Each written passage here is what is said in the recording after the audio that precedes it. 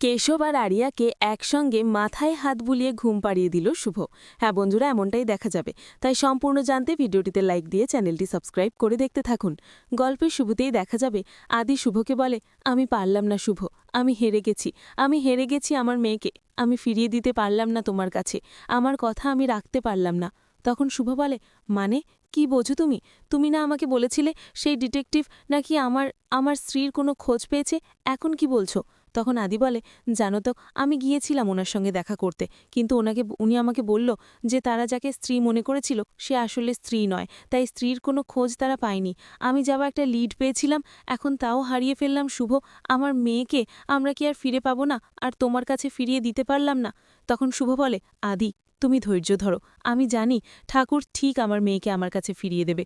এত নিষ্ঠা ভরে ভক্তি ভরে আমি পুজো করছি, আমি জানি। তখন আদি বলে, এতটা ভরসা তুমি কি করে পাও শুভ? তখন শুভ বলে, জানো তো, কেন জানি না আমার মনে হচ্ছে যে আমার স্ত্রী আমার আশেপাশেই আছে। আমার স্ত্রী খুব তাড়াতাড়ি আমার স্ত্রী আমার কাছে দৌড়ে আসবে আর বলবে, মা আমি তোমার স্ত্রী চলে এসেছি। ওদিকে আরিয়া গেস্ট রুম খুঁজতে থাকে আর বলে, আমি তো বলে দিলাম যে আমি একাই খুঁজে নিতে পারবো, কিন্তু কোথায় গেস্ট রুম? ভাইটা তো একটা ভুল বলেইয়া। ওদিকে শুভ বলে, জানো তো, আমার মনে হয় যে যে কোনো সময় স্ত্রী আমাদের কাছে ফিরে আসবে। আমার স্ত্রীকে আমরা ঠিক এবার ফিরে পাবো। তুমি দেখো, আমার এই বিশ্বাস না কখনো ভুল হতে পারে না, কখনো না। ওইদিকে আরিয়া একটা রুমের দরজা খোলা দেখে সেই রুমের মধ্যে ঢুকে আসে আর বলে, এই রুমটাই কি গেস্ট রুম? না না, এখানে তো সব বাচ্চাদের ছবি আর বাচ্চাদের জিনিসপত্র। তখন সেই স্ত্রীর ছবিগুলো হাত দিয়ে ধরে দেখতে থাকে আর বলে, না, এটা তো গেস্ট রুম হতে পারে না, এটা তো কোনো বাচ্চার রুম। কিন্তু এত সুন্দর করে রুমটা সাজানো, এই রুমের মধ্যে এসে আমার কেন এত শান্তি লাগছে, আমার কেন এত নিজের চেনা চেনা লাগছে। তখন এই বলেই সবকিছু ধরে ধরে দেখতে থাকে আরিয়া। তখন মোহনা চলে আসে আর এসেই বলে, তুমি তুমি এই ঘরে কি করছো? তোমার তো এই ঘরে ঢোকার কথা নয়, তুমি এখানে কেন এসেছো? তখন আরিয়া বলে, আসলে আমি গেস্ট রুম ভেবে এখানে চলে এসেছিলাম। তখন মোহনা বলে, এটা কোনো গেস্ট রুম না, তুমি তো দেখতেই পাচ্ছ। তাহলে এতটুকু ম্যানেজবোধ নেই তোমার? না বলেই তুমি আরেকজনের রুমে চলে আসবে? তখন আরিয়া অবাক হয় আর বলে, সরি, আসলে আমি তো তেমন কিছু করিনি, শুধুমাত্র এই রুমটাতে চলে এসেছি। তাতে আপনাদের কিসের এত কথা? আমি তো সেটাই বুঝতে পারি না। তখন মোহনা বলে, শোন, এ কথাটা না বলতাম না, শুধুমাত্র এই ঘরে তুমি ঢুকে এসেছো বলে। এ রুমটা না কখনো খোলা থাকে না, এ রুমটা আটকানোই থাকে। তখন আরিয়া বলে, আমারও না শখ নেই এই রুমের মধ্যে আসার, তারপরেও হ্যাঁ আমি ভুল করে চলে এসেছি। তখন মোহনা বলে, দেখো, তুমি না এই রুমটাকে শুধু রুম ভেবো না, এই রুমটা হলো একটা মন্দিরের মতো, এটা হলো একটা ইমোশন। তখন আরিয়া বলে, রুম তো রুমই, রুম কি আবার মন্দিরের সঙ্গে তুলনা করা যায় নাকি? আচ্ছা, একটা কথা জিজ্ঞাসা করব, এই রুমটাতে তো সবকিছু বাচ্চাদের, তাহলে এই বাড়িতে তো আমি কোনো বাচ্চা দেখলাম না, সেই বাচ্চাটা কোথায়? তখন মোহনা বলে, সেই বাচ্চাটা না অনেক আগে হারিয়ে গেছে, আরও বছর আগে এই বাড়ি থেকে সেই বাচ্চাটা হারিয়ে গেছে। যা শুনে যা শুনে আরিয়া অবাক হয়। তারপর আরিয়া বলে, আপনাদের খুব কষ্ট তাই না? আসলে আমি না বুঝতে পারিনি। তখন মোহনা বলে, এই যে তুমি শুভলক্ষ্মীকে দেখো না, এত রুড, এত কঠোর। আসলে শুভলক্ষ্মী কিন্তু আগে কখনো এরকম ছিল না। শুভলক্ষ্মী ছিল প্রাণবন্ত, ও কিন্তু খুব হাসি খুশি ছিল, আর সবার জন্য ওর একই রকমভাবে মন কাঁদত, আর সবার বিপদে আপদে সব সময় পাশে থাকত। কিন্তু দেখো, একটা শোক ওকে পাথর বানিয়ে দিয়েছে, কঠোর বানিয়ে দিয়েছে। তারপরেও কিন্তু পরিবারের কারোর খেয়াল রাখাও বন্ধ করেনি, সবার কিন্তু খেয়াল রাখেও। তখন তো আরিয়া এই কথাগুলো শুনে খুব কষ্ট পায়।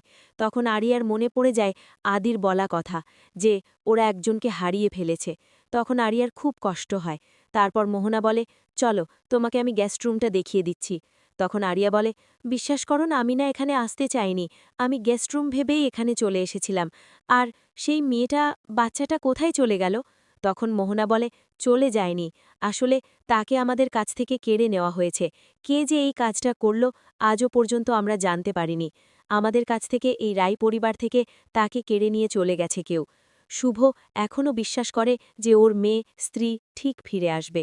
তখন আরিয়া বলে, সত্যি আমি জানতাম না যে উনি এত কষ্ট পায়, আর ওনার মেয়েকে ওনারা হারিয়ে ফেলেছে। তখন মোহনা বলে, ওকে দেখলে না কেউ বুঝতে পারবে না, তাই আমরাও না এখনও বিশ্বাস করি শুভর সঙ্গে, যে স্ত্রী একদিন ঠিক ফিরে আসবে। তখনই মোহনা বলে, চলো চলো, এখানে দাঁড়িয়ে থাকার কোনো দরকার নেই, তোমাকে আমি গেস্টরুমটা দেখিয়ে দিচ্ছি। ঠিক আছে, এখানে তোমার আসার কোনো দরকার নেই। তখন আরিয়ার খুব কষ্ট হয়, আর আরিয়া মনে মনে মনে মনে ভেঙে পড়ে। তখন মোহনা বলে, যাক, এসব কথাগুলো না তোমাকে বলে ফেললাম, তুমি জিজ্ঞাসা করলে তাই। ওইদিকে দেখা যাবে শুভ আদিকে বলে, আদি, তুমি একদম চিন্তা করো না, আমাদের মেয়েকে আমরা ঠিক ফিরে পাব, তুমি না এগুলো নিয়ে ভেবো না। তখন আদি বলে, সত্যিই শুভ, তোমাকে দেখলে না আমি অবাক হই, তোমার মনে না অনেক বিশ্বাস। ঠিক তখনই ওরা চিৎকার চেঁচামেচি শুনতে পায়। তখন শুভ বলে, আবার কি হলো? এখানে আরিয়া আর সাজের গলা পাওয়া যাচ্ছে না। ওইদিকে সাজ আর আরিয়া দুজন চুল ছিনারি লেগে যায়। আরিয়াকে চড় মারে সাজ। তখন তো একজন আরেকজনের লড়াই করতে থাকে। তারপরে সবাই সেখানে চলে আসে, আর সবাই ওদেরকে আটকানোর চেষ্টা করে। তখন মোহনা বলে, কি করছিস তোরা? লেগে যাবে তো, কেন এরকম করছিস? কিন্তু কেউ কোনো কথা শোনে না। এদিকে সাজ আরিয়াকে মারে, আরিয়া সাজকে মারে। তখনই শুভ আর আদি সেখানে চলে আসে। তখন শুভ মনে মনে ভাবে, আমি কি তাহলে আরিয়াকে এ বাড়িতে থাকতে বলে ভুল করলাম? কি হচ্ছে কে জানে। তখনই এসব বলে, কি করছিস তোরা, ছাড়। তারপরেই দুজনকে সবাই মিলে ধরে আটকায়, আর বলে, কেন এরকম করছো? কি হয়েছে সাজ, তুই বা এরকম করছিস কেন? তখন সাজ বলে, আমার ওয়াশরুম থেকে জল আসছিল না, তাই এই গেস্টরুমের ওয়াশরুমে আমি এসেছিলাম, কিন্তু দেখো, ও তো ওয়াশরুম থেকে বেরোই হচ্ছিল না। তখন আরিয়া বলে, কেন বেরোবো, আমিও তো ফ্রেশ হচ্ছিলাম। তখনই সুমিত বলে, শুধুমাত্র ওয়াশরুম নিয়ে এত কাণ্ড? ছিছি সাজ, তোকে তো এসব শিখাইনি আমরা। তখন মোহনা বলে, সাজ, এটা তোর কেমন ব্যবহার?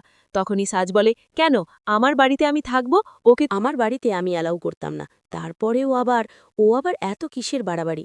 তখনই শুভ বলে, আচ্ছা সাজ, তোকে আমি ছোটবেলা থেকে এগুলোই শিখিয়েছি, তুই এসব কি করছিস? আমাদের বাড়ির মেয়েদের বাচ্চাদের এরকম তো রীতি নয়। তখন আরিয়া বলে, একদম ঠিক হয়েছে, ঠিক হয়েছে এইসব। তখন শুভ বলে, শোনো, আমি না তোমার পক্ষ নিয়ে কথা বলছি না, আমি আমার বাড়ির নিয়ম নিয়ে কথা বলছি, শিক্ষা নিয়ে কথা বলছি। আমার বাড়িতে আমি যেরকম বাচ্চাদের শিক্ষা দিয়ে এসেছি, ওরা তো সেরকম শিক্ষাই পায়। কিন্তু হঠাৎ করেই সাজ, তোর এটা কী হয়ে গেল? তুই এরকম ব্যবহার করবি? আমি তো ভাবতে পারিনি। তখন কেশা আরিয়াকে বলে, শোনো, তুমি আমার মায়ের সঙ্গে, আমার বোনের সঙ্গে একবারই এরকমভাবে কথা বলবে না। তখন শুভ বলে, শোনো, তোমাকে না আমি কিচ্ছু বলিনি, কিন্তু সাজ, তোকে আমি বলছি, তোর এরকম করাটা একদম উচিত হয়নি। তখন আরিয়া বলে, শুনুন, আমার ড্যাডের শিক্ষাই না একদম ঠিক আছে। আমার ড্যাড বলেছে সবার সঙ্গে ফাইট করতে হবে, ফাইট করতে হবে। তারপরে আরিয়া চুপ করে দাঁড়িয়ে পড়ে। ওদিকে শুভ বলে, খেতে এসো। তারপরে সবাই মিলে একসঙ্গে খেতে বসেছে। ওদিকে শুভ বলে, আমাদের বাড়ির নিয়ম ৮টার মধ্যে সবাইকে খেতে হয়, আর আমরা কারোর জন্য বসে থাকি না। তখন আরিয়া উঠে দাঁড়িয়ে বলে, আমার জন্য বসে থাকতে হবে না, আমি চলে যাচ্ছি। তখন সুবন্তী বলে, কি মেয়ে রে বাবা, বজ্জাত একটা মেয়ে, এসে থেকে সবাইকে জ্বালিয়ে যাচ্ছে। তখন আরিয়া বলে, শুনুন, আপনি না সবসময় এরকমভাবে আমার সঙ্গে কথা বলবেন না, আমি খাবো না। তখন শুভ বলে, খেয়ে নাও, না হলে কিন্তু জোর করে ধরে তারপরে খাইয়ে দেব। তখনই আরিয়া বলে, no no no no no, আমাকে খাওয়াতে হবে না, আমি আমি কারো হাতে খাবো না।